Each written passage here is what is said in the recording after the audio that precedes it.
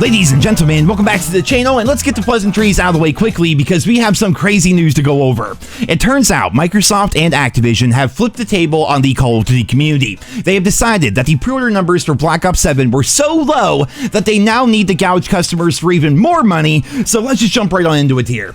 Xbox Game Pass, which is like universally known as one of the best values in gaming, has received yet another price increase. One day before the Black Ops 7 beta, the price has gone up yet again. Keep in mind, the beta is broken up into two sections. You have the paid section, essentially, of the beta, and then the free version. If you want to get into the first 4 days of the beta, you have to either pre-order or have Xbox Game Pass, and they just raised the price of Xbox Game Pass. Here's going to be the new chart showing everything, and I know it's a lot to take in, so let me just explain what this means. For Call of Duty fans who have Game Pass, you will now need to pay $30 a month for Game Pass Ultimate to get access to Black Ops 7 on day one. That includes the beta, that includes Black Ops 7 when it comes out in November. If you take a look at that middle guy there, the premium tier, that's $15 a month, there's an asterisk next to new Xbox published games within a year of launch. And what does that asterisk mean, you might ask? It means it excludes Call of Duty titles. So even if you wait a full year after launch, like with Black Ops 6, Modern Warfare 3, Modern Warfare 2, Vanguard, World War II was added to Game Pass and everything, you will not be able to play those games if you're on the premium tier. The only way to play Call of Duty on Game Pass, new games or old, is by spending the full $30 a month, which adds up to $360 a year. This is all because they added a few new games and services to Game Pass Ultimate for console, or at least that's their way of justifying the price increase from $20 to $30, but if you play on PC, the price increase is $5.50, and it does still include Black Ops 7. I guess you get less things overall for the PC-only version of Game Pass, which is why it's nearly half the price, but Call of Duty and Black Ops 7 are still being included there. Now, you might be wondering to yourself, why in the world would they be doing this? Why is Call of Duty being treated so strangely with these new Game Pass changes?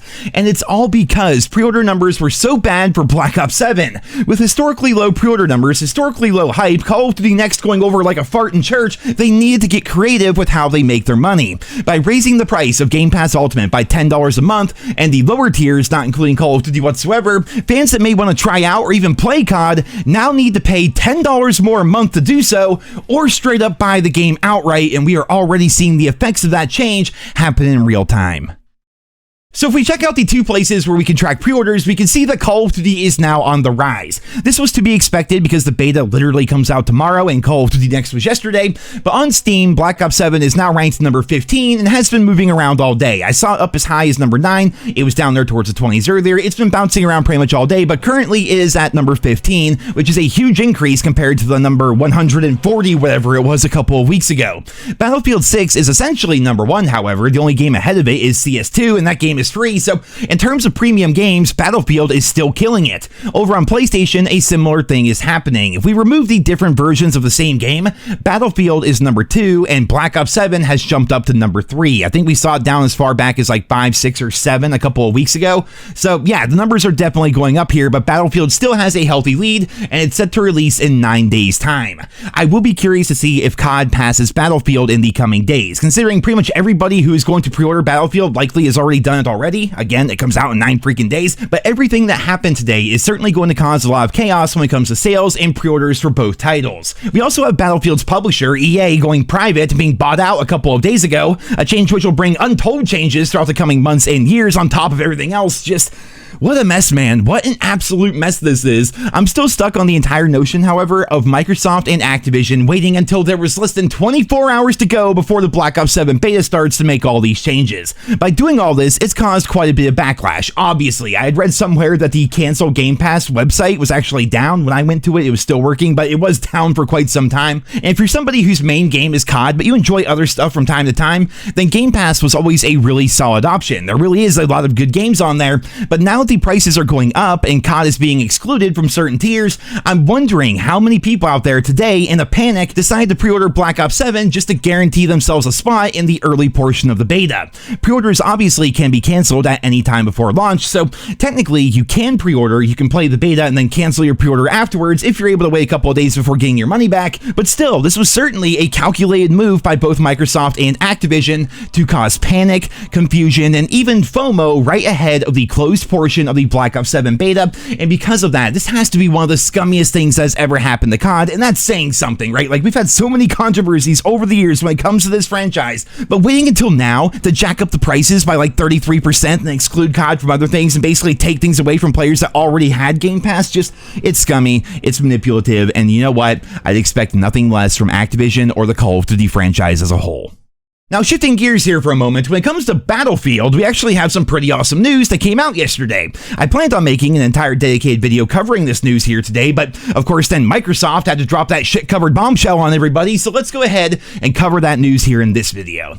It turns out we already have a roadmap of sorts for Season 1 of Battlefield 6. The game itself comes out on October 10th, and they won't be wasting any time because the preseason is only going to last 18 days. Season 1 comes out October 28th, and the season's content is going to be broken up amongst multiple big updates. Right at the start of the season, we're going to get a new map called Blackwell Fields, a new game mode, a new vehicle, a new carbine, a new sidearm, a new snipers, new attachments, and apparently even more things on top of that. And then 3 weeks later, we'll get another new map, a new game mode, battle pickups, a shotgun, another sidearm, and a new attachment. Then 3 weeks after that, they're going to be doing a holiday event called Ice Pick. Obviously, that's going to include an Ice Pick melee weapon, but they're also including a winter/snowy version of the Empire State map for the event as well. And I really hope they do this up big, you know what I mean? Because I've said for years now that the Call of Duty franchise, amongst all of its problems, they really should have kept all the holiday events from back in the day. You know, Winter Siege, Days of Summer, Shamrock and all. We've had so many of them throughout the years, and then they all went away to essentially just become shop bundles because Activision does not actually care about their player base, but we know that Battlefield does, right? EA is one thing, but the Battlefield developers actually care about their player base. So while Call of Duty got rid of those seasonal events, which were so amazing and so beloved by the fans, Battlefield's bringing them back. And I hope they're as good as the old events used to be in COD. Now, maybe that's making my expectations a little bit too lofty, but having events in general is already a massive improvement, and I'm glad Battlefield is doing it. The season itself actually sounds pretty awesome as well, because 2 new maps on its own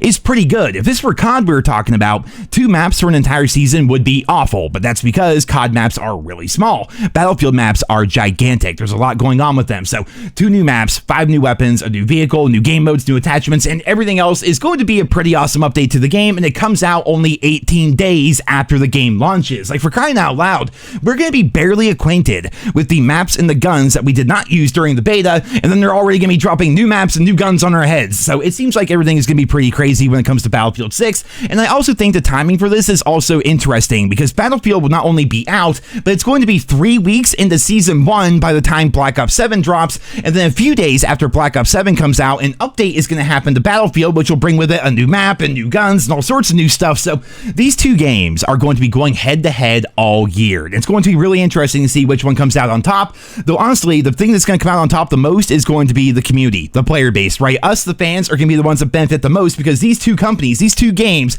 are going to be competing the entire time. They're going to want your eyeballs on their game. They're going to want you in their monthly active user list, right? They're going to want you playing their game. So it's going to be really interesting to follow all of this. Though honestly, right now, everything is up in the air because of the Microsoft changes and the Black Ops 7 beta that comes out tomorrow. Well, ladies and gentlemen, where do we go from here? Like I said earlier, that was a bombshell, straight up, by Microsoft and Activision. They just dropped it on us less than 24 hours before the Black Ops 7 beta, and it's caused a lot of confusion and panic purchases from the community. We are so close to the launch of Battlefield 6, and the Black Ops 7 beta, once again, is tomorrow. So the big question on everybody's mind right now is, how is it all going to go? We've been talking about it for months. We got the leaks, we got the rumors, we got the reports, but now it's actually happening. If you guys didn't know, I'm a very big football fan, and what this feels like right now is the preseason, right? Right now, it's been the preseason. Everything's like speculation and everything, but tomorrow is going to be kickoff, and suddenly everything's going to actually count, and everything from before basically becomes irrelevant. I will be jumping into the Black Ops 7 beta tomorrow to give you guys an honest review, and I'm sure Battlefield is going to be releasing new teasers and updates, not only leading up to the full launch of their game, but also as a way to compete with COD once their beta is out. I'm sure Battlefield's going to be releasing a bunch of things. Today, they put out a thing on Twitter. If you guys want to check it out, I'll put a link to it in the description, where they go over all the achievements for the the game. If you're an achievement hunter or trophy hunter, if you like that kind of thing, I'll put a link to that down below. But yeah, they're definitely going to be releasing a bunch of stuff to try to compete with COD while COD's beta is active. So it's going to be interesting. And as always, I will keep you guys posted with everything that's going on. But for right now, I'm going to wrap up this video here today. I hope you guys all enjoyed it. Leave your thoughts and feedback on Activision and Microsoft's changes down there in the comments, as well as your thoughts on Battlefield 6 Season 1. Be sure to sub to the channel if you guys are new around here. Thank you all so much for listening. And until next time, I hope you guys all have a wonderful day.